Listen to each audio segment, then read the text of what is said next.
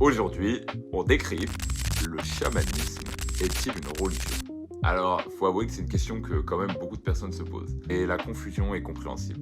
Le chamanisme parle d'une dimension spirituelle, mais ça signifie pas pour autant que c'est une religion. Alors, c'est quoi une religion? En général, une religion s'appuie sur les croyances communes. On y retrouve souvent des textes fondateurs, des règles, des rites et parfois une organisation religieuse.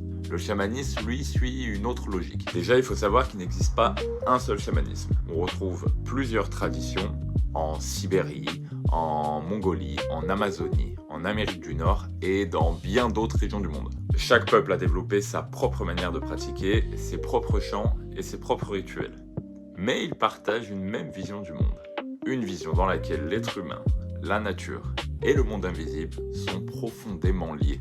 Dans toutes les traditions chamaniques, le chaman apprend à entrer dans un état modifié de conscience afin d'entrer en relation avec le monde des esprits. En revanche, la manière d'y parvenir peut être très différente selon les peuples et les traditions.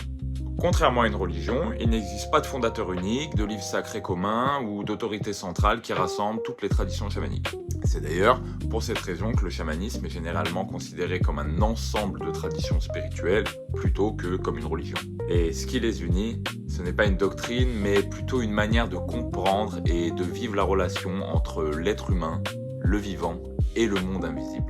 Alors voilà, j'espère que vous y voyez un peu plus clair, et si un jour vous ressentez le besoin d'aller plus loin, toutes les informations sont dans ma bio. En attendant, continuons à décrypter le chamanisme.